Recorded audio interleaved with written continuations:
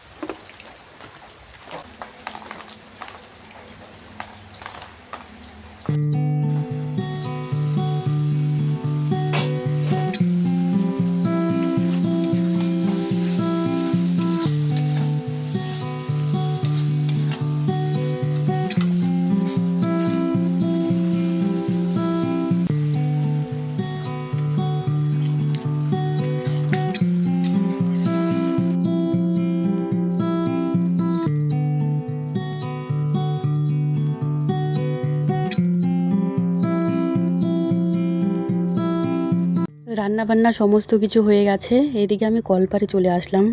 রান্নার পরে যত বাসনপত্রগুলো বেরিয়েছিল, সব বাসনপত্র আমি মাজা ধোয়া করে নিয়েছি।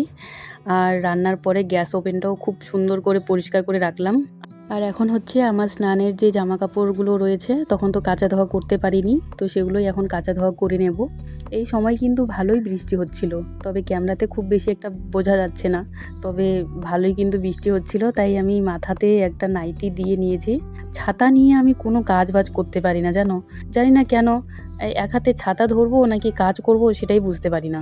তো সেই জন্য আমি যতই বৃষ্টি হোক না কেন, মাথাতে গামছা না হলে একটা নাইটি দিয়ে নিই। সেইভাবেই কিন্তু আমি কাজ বাজ করি।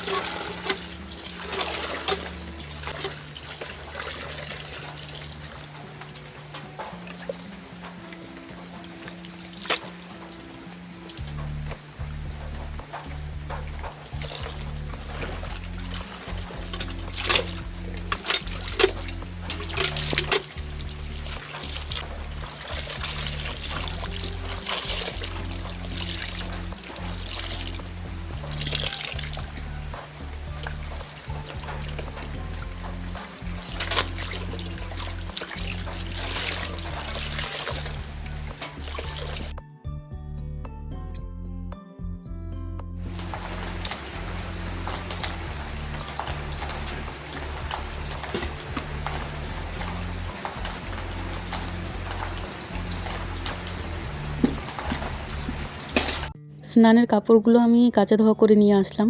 এখন হচ্ছে এগুলো মিলে দেব। ঘরে আর ভেজা জামা কাপড় কোথায় বা মিলবো, জায়গা তো নেই। তো তাই এই বৃষ্টির মধ্যেই আমি তারের মধ্যেই দিয়ে যাচ্ছি। যদি বৃষ্টি কমে তাহলে কিছুটা শুকাবে, আর যদি বৃষ্টি না কমে তাহলে তো আরও বেশি করে ভিজবে। ওরও কাপড় চোপড় ছিল কাচা ধোয়া করার জন্য, তবে এই বৃষ্টির মধ্যে কী বা কাচা ধোয়া করবো বলো।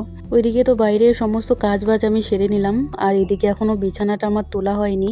এখন হচ্ছে বিছানাটা তুলে নেব। সেদিন তো বিছানার সমস্ত কিছু কাচা ধোয়া করেছিলাম, সেগুলো 2 দিন লেগেছে শুকাতে। তাই এই 2 দিন আমি কাঁথা পেতে রেখেছিলাম বিছানাতে। আসলে আগের যে বিছানা চাদরগুলো রয়েছে সেগুলো একদমই রংচটা হয়ে গেছে, সেগুলো বিছালেও আর সুন্দর লাগে না। তো যাই হোক, এই একটা চাদর ভালো রয়েছে, আর ওই বিছানায় একটা পেতে রেখেছি। তো এই দুটো মাত্রই চাদর রয়েছে দুটো বিছানার জন্য। বাজার দোকান তো খুব বেশি একটা যাওয়া হয় না, ভাবছি মিশো থেকেই একটা চাদর অর্ডার করব। তো যাই হোক, আজকে যেহেতু আমি সকালবেলা জলখাবার করিনি, তো তাই আজকে একটু তাড়াতাড়ি করে খাবার নিয়ে বসলাম। এখন প্রায় 12:30 বাজে। আজকে রান্না হয়েছে আলু সয়াবিনের তরকারি, তার সাথে কলমি শাক ভাজা আর পাঁপড় ভাজা। তো কলমি শাক তো আমার ভীষণ প্রিয় একটা শাক। এই কলমি শাক ভাজা হলে এই কলমি শাক ভাজা দিয়ে আমি পুরো ভাত খেয়ে নিতে পারবো। তো যাই হোক, সয়াবিনের তরকারিতে কিন্তু আমি টমেটো দিয়েছিলাম। টমেটো দেওয়ার কারণে সবজিটা এত বেশি মিষ্টি হয়ে গেছিলো, কেমন যেন একটা লাগছিল খেতে। এখনকার টমেটোগুলো না টক হয় না, উল্টে আরও মিষ্টি হয়ে যায়। তো যাই হোক, চলো পরে কথা হচ্ছে। খাওয়া দাওয়া করে বেশ কিছুক্ষণ আমি শুয়েছিলাম। তো এতক্ষণে বৃষ্টিটা থামলো। তো একটু পরে আমি বিকেলের সমস্ত কাজবাজ সেরে নেব। তো ওই যে দেখতে পাচ্ছ, বৃষ্টি কিন্তু থেমে গেছে, তবে আকাশটা এখনও প্রচণ্ড মেঘলা করে রেখেছে। তো চলো, আজকের মতো ভিডিওটা এই পর্যন্তই। সকলে ভালো থাকবে, সাবধানে থাকবে আর সুস্থ থাকবে।